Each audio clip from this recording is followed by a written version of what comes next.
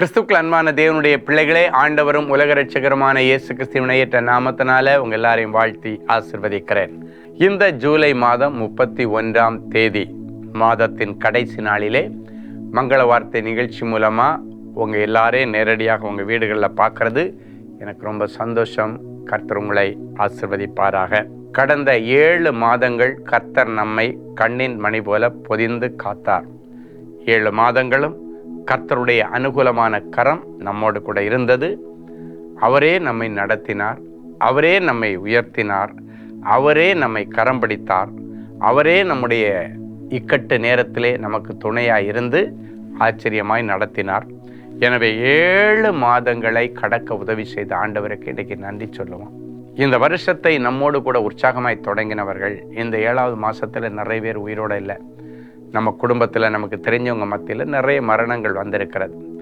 ஆனாலும் அதன் மத்தியிலும் உங்களையும் என்னையும் ஆண்டவர் உயிரோடு வச்சிருக்கிறாரு. இந்த 7வது மாதத்தை நிறைவு செய்து 8வது மாதத்துக்குள்ளே நம்ம போகிறோம்.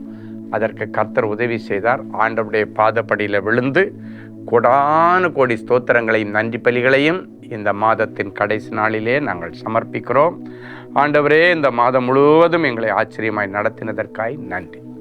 சரி, இந்த கடைசி நாளில் என்ன மங்கள வார்த்தையோடு ஆண்டவர் நிறைவு செய்ய விரும்புகிறார்? ஏசாயா 27:6 யாக்கோபு வேர் பற்றி இஸ்ரவேல் பூத்து காய்த்து உலகத்தை பலனால் நிரப்புகிற நாட்கள் வரும். 3 காரியங்கள். நீங்கள் வேர் பற்றுவீர்கள், நீங்கள் பூத்து காய்த்து குலுங்குவீர்கள், நீங்கள் பலன் கொடுப்பீர்கள். இந்த 3 காரியங்களை திரியேக தேவன் இந்த மாதத்தின் நிறைவு நாளிலே உங்கள் சிரசிலை வைத்து ஆசீர்வதிக்க சொல்கிறான். எதிலெல்லாம் வேர் பற்ற முடியலை அப்படின்னாச்சுன்னா, பெர்மனண்டாக நிற்க முடியலை, temporary solutions, temporary job, temporary income, temporary life அப்படின்னு ஓடிட்டுருக்கோம். அதெல்லாம் இனி வேர் பற்றி உறுதி செய்யப்பட்டு அது பெர்மனண்ட் ஆகும் என்று கர்த்தர் சொல்கிறார். வேலை பெர்மனண்ட் ஆகும்.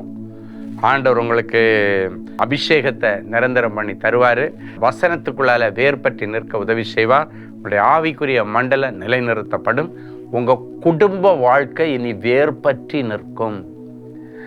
அசைஞ்சு விழுந்துருமோ, டைவர்ஸ் ஆயிடுமோ, குடும்பம் நிலகுலைஞ்சு விழுந்துருமோ, இல்லை.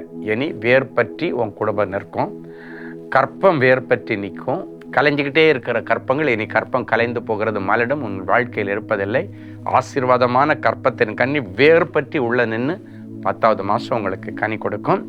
அது மட்டும் இல்லை, பூத்து காய்த்து திருமண காரியங்கள் இன்னும் நடக்கலை, பிள்ளைகளுடைய லைஃப்பில் காலகாலத்தில் நடக்க வேண்டிய சுப காரியங்கள் நடக்கலை, இனி பூத்து காய்த்து குலுங்குவீர்கள்.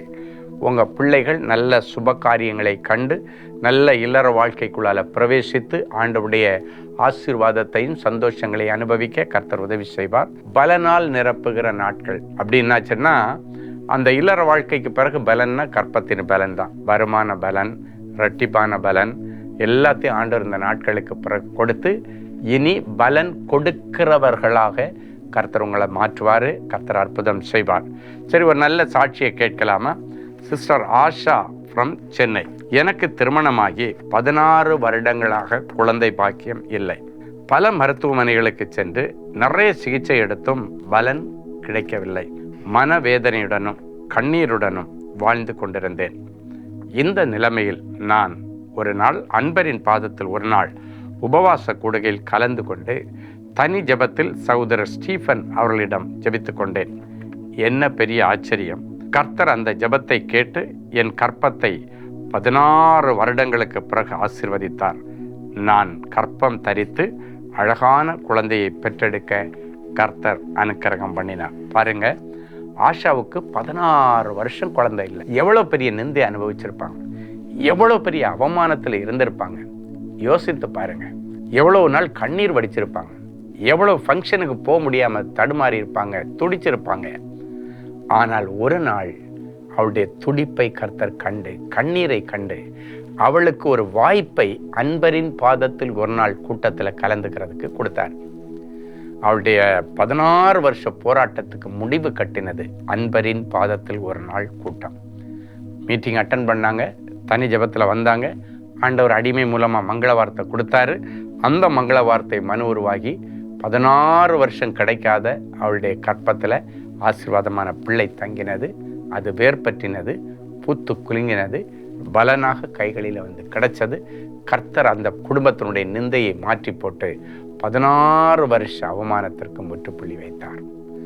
உங்களுக்கும் நாளைக்கு அப்படி ஒரு வாய்ப்பு இருக்குது.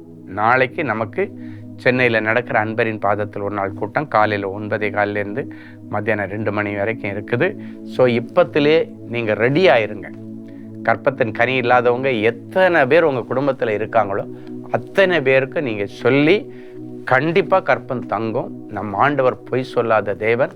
நாளைக்கு கண்டிப்பாக அன்பரின் பாதத்தில் வாங்க. கற்பத்தின் கனி இல்லாதவங்க, கல்யாணம் நடக்காதவங்க, வேலை இல்லாதவங்க, கடனில் இருக்கிறவங்க, நிந்தையில் இருக்கிறவங்க, கோர்ட்டுக்கு வாசல் அலையிறவங்க, வியாதியில் கடந்து துக்கப்படுறவங்க, உங்களுக்காகவே அன்பரின் பாதத்தில் முடிவு கட்ட முடியாத பிரச்சனைகளுக்கு முடிவு கட்டுகிற இடம் அன்பரின் பாதத்தில். நான் ரொம்ப சந்தோஷமாக அந்த ஊழியத்தை செய்வேன்.